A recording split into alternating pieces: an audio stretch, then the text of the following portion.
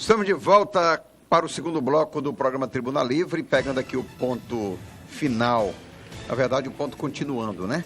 Para o segundo bloco, foi um questionamento do Osmi ao Márcio, sobre se ele coloca o nome, candidato de qualquer maneira, se não compromete a unidade da oposição.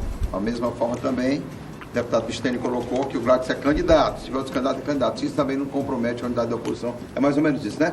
Fica à vontade. Primeiro eu quero cumprimentar e dizer que eu estou satisfeito de ver o Narciso e o Osmi dessa vez lutando para que a oposição esteja unida. Pena que não foi assim no passado recente. Mas que bom que seja agora. E que bom que parece que o candidato é o mesmo. Mas eu sempre defendi que fosse um candidato de oposição, sempre permanente. Quando a gente formou um projeto político aqui chamado MDA, nós não só pregávamos, como aconteceu a unidade das oposições. Não, e eu mesmo quando a atual oposição, eu sempre defendi isso, não sei se você se lembra, eu sempre defendi que é burrice da oposição lançar mais de um candidato. Não, isso sei. Várias vezes aqui a tese sempre foi a mesma, infelizmente não houve o apoio. Mas enfim, ninguém é obrigado também a estar junto. Claro. Eu vou repetir, eu tenho feito tudo o que eu posso para que a oposição tenha juízo e estabeleça, através de critérios, a sua chapa. Não há ninguém ungido. É preciso algumas regras serem seguidas. Primeiro, você não pode excluir pessoas. O excluído é um adversário natural da unidade da oposição.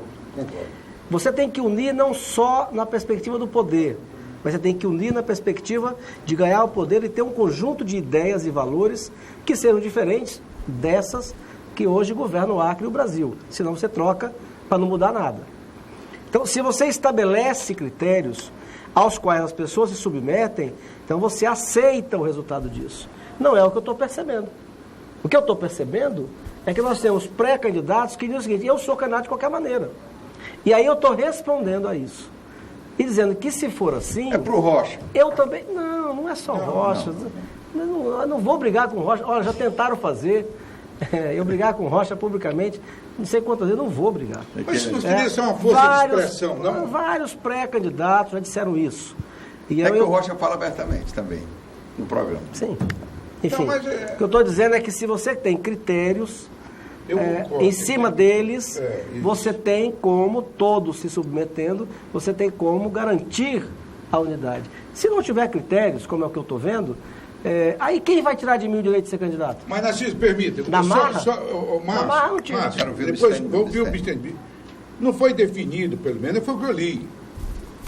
E que, no caso, já que havia unanimidade com relação ao governo, e o cargo de governo não está em discussão dentro da oposição, que o critério seria um processo de avaliação. Eu que propus. Através de pesquisa, ótimo, melhor sabendo perto do autor, de uma pesquisa, e aqueles que tivessem melhor posicionado seriam os candidatos naturais. Não é um critério? Isso aí que você falou, Osmi. Os critérios são esses aí. Eu já ouvi de vários candidatos. Isso, o Márcio foi o que levantou essa questão, que quem tivesse melhor, ele não teria problema nenhum. Assim eu ouvi do senador Petecão e ouvi do próprio deputado Rocha. Também ouvi. Eu só não tive a resposta ainda do Bocalô e do próprio Wagner, não é verdade? Mas eu acho que caminha para isso. Eu não acredito de maneira nenhuma que alguém possa ser candidato de si próprio, né? Como é candidatura majoritária e todos eles estão trabalhando, o Márcio mesmo tem visitado, eu tenho acompanhado aí o grupo dele, o Face dele, tem visitado as lideranças dos municípios, e eu espero que os demais também façam o mesmo, porque nós temos essas informações. Nós tivemos recentemente essas informações, e é evidentemente que demonstra para a gente apenas 28%, 30% da população, ela está interessada, 70% ela está de longe assistindo. Com a chegada mais próxima, 2018, é que esse 70% começa a se manifestar. Então, eu entendo, nesse exato momento, que o trabalho das oposições é no sentido de agregar todos e lá na frente sair aquela chapa que melhor performance se apresentar. Já fala, inclusive, em vice dentro do PP. Alguns nomes já foram ventilados. Eu ouvi falar em nome de Paulo Ribeiro, conselheiro. Somente especulação. Conselheiro Malheiros. Assim, é só especulação. Vice se discute em junho, em julho, agosto do ano que vem. Qualquer vice que aparecer. Engraçado que teve uma pessoa, foi até interessante para o aniversário da CEP. Uma pessoa aí me perguntou, ele ia sair, disse, Pistene, eu quero sair desse aniversário, mas eu quero saber de uma coisa, né? Quem é o vice do Gladys? E eu disse para essa cidadã o seguinte, nem o Gladys sabe quem é o vice dele. E é verdade. Entendeu? Eu já fui o candidato a governador, nem o candidato a governador nessa altura do campeonato sabe quem vai ser seu vice. Agora é bom a especulação, mostra que nós estamos bem. É o que acontece. Osmir. Pois não. Sim, senhor. Essa é uma boa especulação. Os mais velhos tratam muito respeito. O Brasil chegou a um ponto de apodrecimento político e moral que a revista Época dessa semana traz uma reportagem de 3 páginas de um advogado, de um dos advogados de maior renome do país, chamado Modesto Carvalhosa. E o que é que diz o seu Modesto? Eu vou dizer a cavilosa ideia do advogado Modesto Carvalhosa. Como estão hoje, a Câmara e o Senado são 2 organizações criminosas. Um país que as suas principais instituições, do Brasil, de um país democrático, não é o poder da toga e nem é o poder executivo. O poder que representa o povo são suas casas parlamentares. Quando um advogado da envergadura dele diz uma aberração desta natureza... Ainda bem que você colocou aberração. Não. Aberração, você imaginaria... Eu até concordo. Você imaginaria que eu ia elogiar uma estupidez dessa, uma sandice dessa natureza? Mas eu quero dizer que a ideia que está se passando para a sociedade menos avisada é que nós estamos vivendo num país... Eu gostei da intervenção do Narciso. Como conviver com essa situação? Olha outra coisa que ele disse. Temos atualmente um país em que os políticos estão só para ganhar dinheiro e vender leis. Generaliza, o que é uma coisa absurda. Então, porque nós sabemos... Toda generalização é extremamente perigosa. Eu só quero deixar bem claro aqui, com essa intervenção que eu estou fazendo, é que pior do que um parlamento ruim, só a ausência dele. O pior parlamento ainda é melhor do que não havê-lo. Com certeza. E ainda teria um outro componente, Narciso. Um outro componente seria isso. Aí eu pergunto, como é que vocês analisam um procedimento, uma exposição pública? Inclusive, vamos ser mais claros, o que essa imprensa brasileira, a grande imprensa brasileira, de forma irresponsável, está fazendo com este país? Porque que se a Lava Jato que faça o trabalho dela, mas a exploração jornalística que está sendo feita transformou todo mundo em bandido. Hoje os prováveis candidatos a presidente da República são um bocado de outside. Eu vi até Luciano Huck é candidato a presidente da República. Há 3 meses atrás, Sérgio, prefeito de São Paulo, já virou candidato a presidente da República. E homens da envergadura, e aqui eu digo publicamente, do meu candidato a presidente da República, que eu só vejo um nesse todinho, que o meu candidato a presidente da República se chama Geraldo Alckmin, isso aí é publicamente declarado. Se o candidato fosse Aécio Neves e Dilma Rousseff, eu votava na Dilma Rousseff, que para mim é um mau caráter pior do que a Dilma. Para provar que eu não faço análise do ponto de vista político, faço de caráter, de tudo. Quer dizer, aí a gente vê esse tipo de pregação, isso está conduzindo para, em 2018, nós elegemos um aventureiro. Sobre a análise do Narciso, como é que o senhor vê que o senhor já foi deputado federal, já esteve como primeiro secretário da Câmara, como é que o senhor vê a Câmara hoje, a reforma política, a resposta? Bistene tem uma larga experiência, foi presidente do Poder Legislativo, é presidente de partido, milita em partido também, tem uma visão do que está acontecendo. Será que vamos chegar em 2018 com o eleitor não participando das eleições? Como é que o senhor está vendo? Primeiro eu gostaria de fazer uma separação em tudo isso. Eu sei que é difícil. E o PT está batendo palma porque ele, no fim das contas, essa mistura que põe todo mundo no mesmo balaio, nesse momento, para o PT, ele deve estar achando bom, porque quem já está lá embaixo, puxar todo mundo para baixo, nivela. Mas eu quero afirmar que há uma diferença. Uma coisa é o manual comunista. Se você for, e não sou eu que estou dizendo, é só você pegar todo o manual comunista. Como eles ensinam os seus militantes, o seu partido, a fazer qualquer coisa para tomar o poder. E em tomando o poder, a instrumentalização para o seu partido. Isso é mundial. Então, isso é da esquerda. Tomar conta do Estado, se apoderar dos poderes das organizações, das empresas, como se dele pertencesse, é da esquerda. Inclusive não há o sistema socialista e comunista. Mas não tá, a direita também não está no mesmo nível? Que direita? Nunca fez isso. Mas nunca fez. Está o PSDB, está o PP, está o PSB, então, Eduardo Campos. O PSDB não é direita, rapaz. Direita sou eu. E foi o nazismo na época. E não é mais também. Então, deixa eu concluir. Então, a tomada do poder pela esquerda e o que ela faz instrumentalizando o Estado para o seu projeto é só dela. E eu estava dizendo, não há um sistema socialista... Você tem razão, e permita-me, até para corroborar com você. E o grave é que começa nas escolas. Começa na escola. Esse projeto começa nas escolas. A lavagem cerebral. A lavagem cerebral. E notadamente nas universidades públicas. Notadamente. Das universidades públicas. Então veja, isso é uma característica da esquerda. Por isso que você vê... Não, Márcio, é uma característica de todo regime autoritário, seja de esquerda ou de direita. Não, igual... Hitler não era de esquerda. E o que ele fez? Mas o que diferencia o nazismo... Mas o que diferencia o nazismo do comunismo não é o que fizeram com o Estado.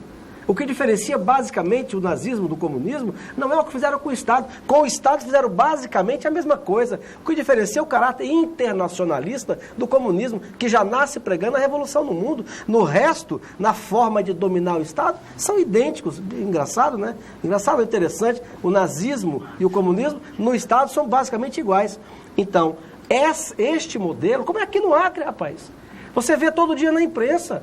Age-se com a maior naturalidade que cada vereador, cada deputado estadual tem um quião de nomear não sei quantos parentes, quem quiser, que quase todos não dão um prego numa barra de sabão. Ou seja, a visão de que o Estado lhe pertence.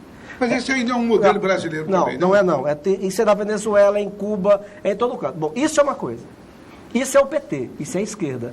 A outra coisa que estourou tudo junto é o financiamento de campanha, podre, que revelou todo mundo.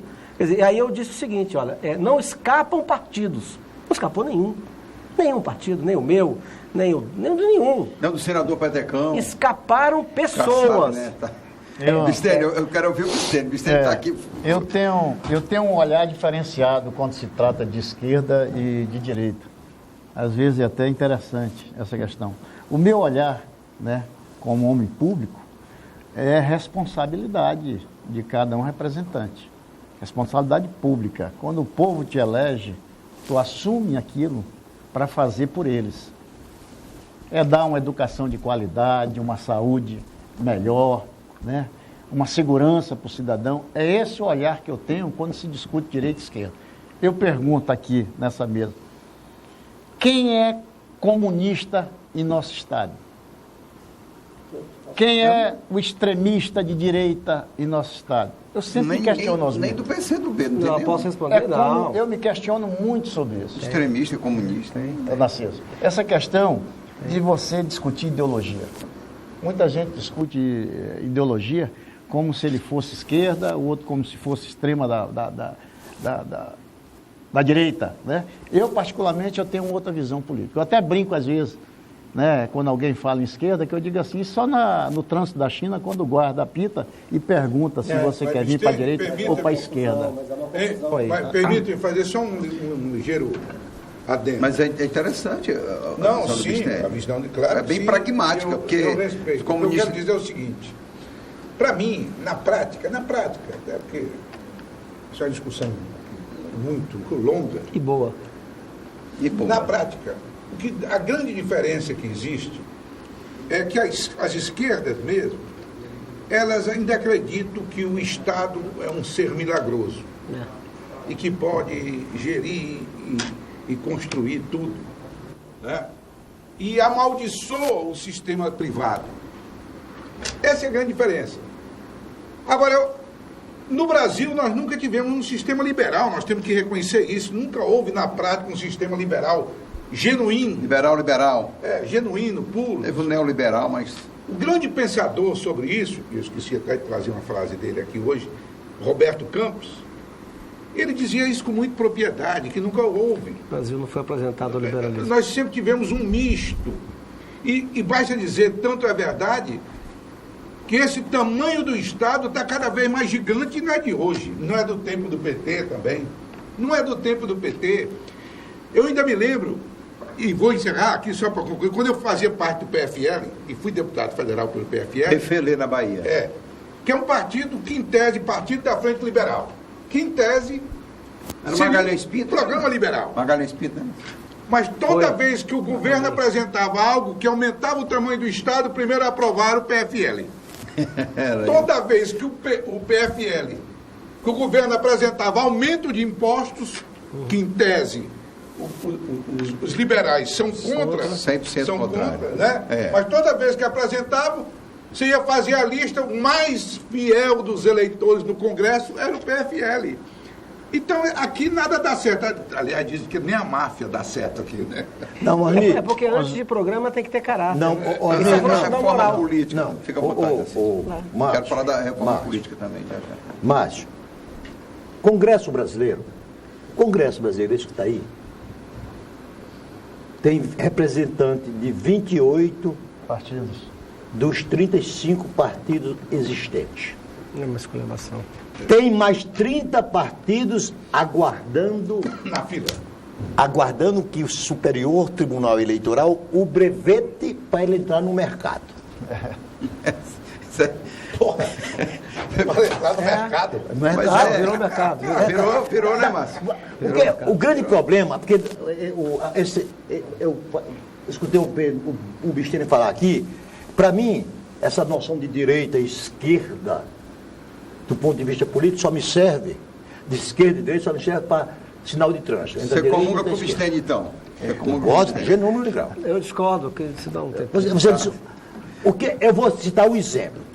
Quando concordo em gênero, número e grau, até o PT chegar ao poder, ele era contra a tudo que dissesse respeito a diminuir as despesas do Estado.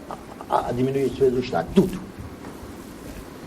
Fernando Henrique Cardoso tentou fazer uma reforma previdenciária, porque se ela não for feita até o restinho de mandato do presidente Temer está comprometido, até o e olha que eu serei contra até a última consequência a qualquer ameaça de impeachment, que eu sou contra essa figura de impeachment, que isso só traz problema com o regime. Sim. Aí o Fernando Henrique aprovou o fator presidenciário. Foi aprovado no governo às duras penas. O PT foi absolutamente contra. Aí o PT assume o poder. Foi a favor. O fator presidenciário já existia. Aí com os votos do PSDB derrubaram o fator presidenciário. Então qual é a minha lógica? O Brasil, Osmir, caminha para trás, porque quem está na oposição fica torcendo para o governo não dar certo. Se lascar. Fica torcendo. Isso é da nossa trajetória. Ou nós reconhecemos isso, isso não é culpa de A, de B, sempre foi assim. Foi assim na época do PSDB contra o DN. O que é que Carlos Lacerda fazia contra Juscelino Kubitschek e fez contra Getúlio Vargas? Se não era torcer pelo desastre do governo dele. Narciso, enquanto nós tivermos 35 partidos no Congresso, nós não vamos a lugar nenhum. Não vai, exato. É um mercado, nós sabemos disso.